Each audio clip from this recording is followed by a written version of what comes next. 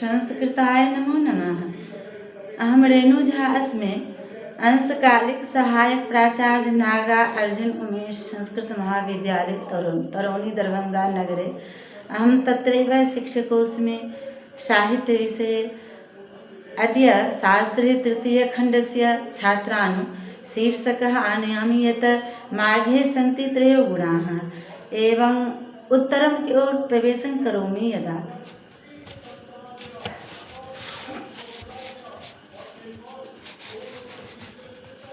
उपमा अर्थ गांभीर्य तथा पदलालित्य, ये ही तीन गुण हैं जिनकी ओर प्रस्तुत उद्धरण में निर्देश प्राप्त है।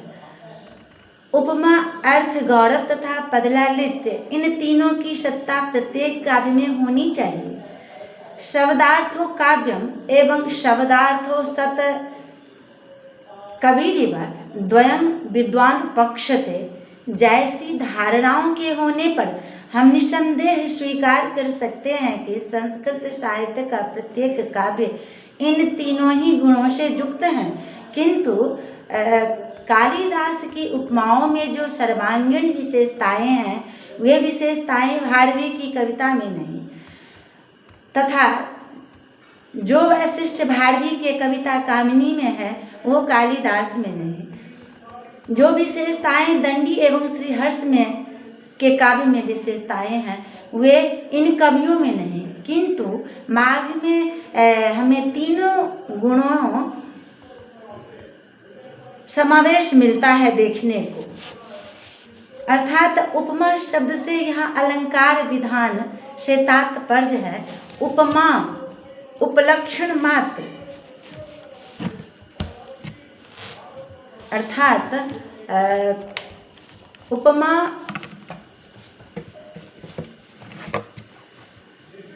अलंकार विधान से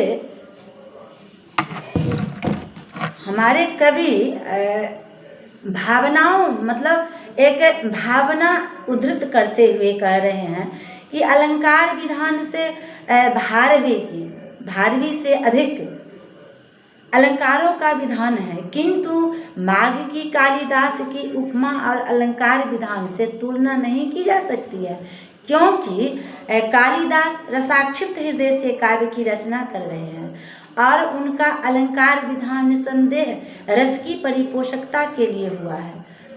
उनकी उपमाएं सहज सरल उपमेय के स्वरूप की सौंदर्य वृद्धि करने वाली हैं। पति का अनुसरण करने वाली पत्नी के श्रुतेरिवार्थं स्मृतिरन्यो गच्छत कहकर जहाँ एक ओर पति का प्राधान्य एवं पातिव्रत्य धर्म की उत्कृष्टता का चित्रण है, वहाँ दूसरी ओर भारतीय संस्कृत का मार्मिक रूप पाठकों के सम्मुख आ जाता है। अर्थात कहने का भाव है कि रघुवंश महाकाव्य के द्वितीय सर्ग में दूसरा श्लोक है, तस्याः खुरन्या सपवित्र पांशु मपांशुलानां धुरकीर्तनीया मार्गे मनुष्येश्वर धर्म पत्नी श्रुतेरिवार्थं स्मृतिरन्वगच्छत्। रघुवंश महाकाव्य के द्वितीय सर्ग का दूसरा श्लोक है। ये नंदिनी के सेवा के दरमियान राजा दिलीप और सुदक्षिणा वहीं का ये श्लोक यहाँ उठा करके रखे हैं। अर्थात कह रहे हैं आगे चल के कि हिम के समान श्वेत शरीर वाले नारद जो सुमेरु पर्वत से उत्पन्न होने वाली लताओं के सुनहरे लंबे लंबे तंतुओं से बनाए हुए यज्ञोपवीत को धारण किए हुए अतः नारद जी बिजली के समूह से शोभित शरद ऋतु में के समान प्रतीत हो रहे हैं। अर्थात यहाँ कह रहे हैं महाकवि माघ शिशुपाल वध के प्रथम सर्ग में लिखे हैं, जो कि इंद्र के आदेश से नारद उतर रहे हैं कृष्ण के समीप पहुँचने के लिए द्वारकापुरी। तो वो जब स्वर्ग से उतरते हैं तो 7 श्लोक में बहुत सुंदर प्रस्तुत किए हैं महाकवि माघ। तो उसी के संदर्भ में ये कह रहे हैं, यहाँ चर्चा हो रही है कि बहुत तरह के उपमाएं कल्पनाएं वो जब तक उतरेंगे नीचे तब तक हैं वही चर्चा कर रहे हैं। फिर कह रहे हैं कि विपाक पिंगा स्थली विपाक पिंगा स्तुहिन स्थली रुहो धरो धरेन्द्र व्रतति ततिरिव।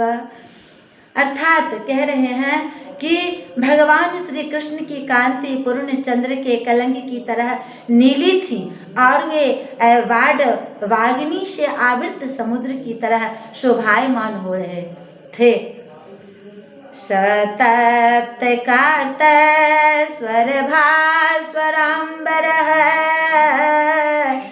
कठोर तारा दीपाच्छन छवि विदिद्युते बाडवजात वेद सह शिखाभिराश्लिष्ट इवाम्भसांनिधि। जलधर नील मुक्तलता ने अलंकृत कृष्ण के वक्षस्थल को समता आकाश गंगा से क्या ही मनोहर रूप में दी है। अर्थात कह रहे हैं कि यद्यपि माघ की उपमाएं सुंदर हैं तथापि इनमें दोष यह है कि उपमाएं स्वाभाविक न होकर के बलात् लादी हुई सी प्रतीत हो रही है, जैसे कुथेन नागेंद्र मिवेंद्र वाहनम। अर्थात इसमें महाकवि कह रहे हैं कि इस उपमा में नारद जी झूल पड़े हुए हाथी के समान दृष्टिगोचर होते हैं। अर्थ गौरव की दृष्टि से संस्कृत साहित्य से भारवी प्रसिद्ध है, किंतु माघ की अर्थ गौरव की दृष्टि से कम नहीं है। भारवी की नीति विषयक अर्थ गौरवर्ण वाक्यों से माघ की अर्थ गौरव की तुलना सरलता पूर्वक की जा सकती है। अर्थ गौरव की दृष्टि से दोनों ही सफल कवि हैं, किंतु भारवी में सरलता स्वाभाविकता अधिक है तथा माघ में पांडित्य प्रदर्शन पूर्वक उचितार्थ है। फिर भी कहते हैं यद्यपि संस्कृत के प्रसिद्ध नाटककार मल्लीनाथ ने भारवी कवि की तुलना नारियल के फल से की है, जिसे फोड़कर सुधा पान करना पड़ता है। यथा दूसरी ओर माघ का काव्य भाव से तरंगित रस सुधा सागर के प्रवाह में डूबना चाहते हैं। अर्थात कह रहे हैं कि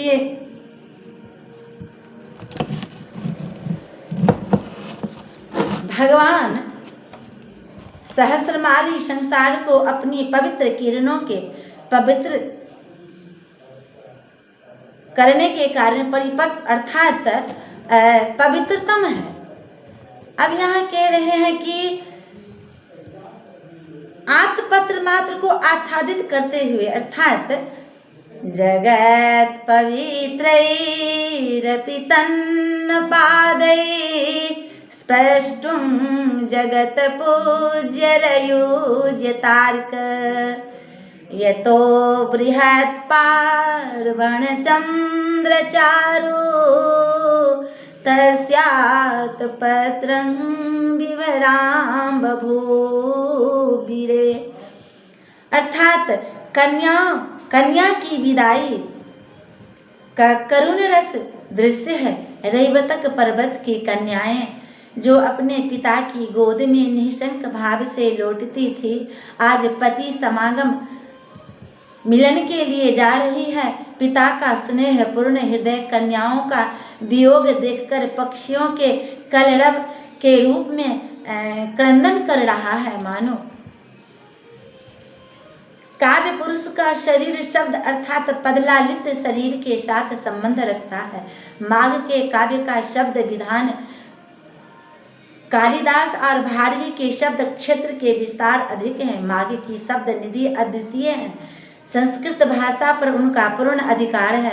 उनके काव्य के नवीन शब्दावली सर्वत्र उपलब्ध होती हैं। नव सर्गगते माघे नव शब्दों न विद्यते।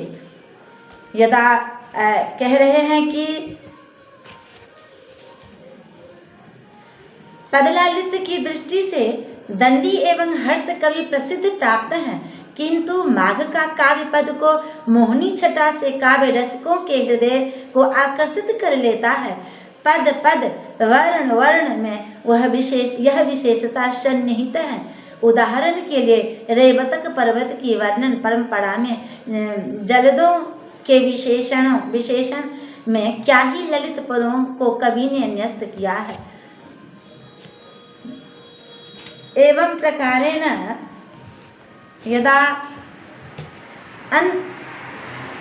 अंततः निसंकोच भाव से यह तो स्वीकार ही किया जा सकता है कि उपमा अर्थ गौरव पदलालित में कालिदास, भारवी, दंडी अथवा श्रीहर्ष क्रमशः अद्वितीय हैं, तो माघ में तीनों गुणों का समावेश है। अतः प्रशंसनीय कहा भी है कि काव्येषु माघः कवि कालिदासः। संस्कृताय नमो नमः।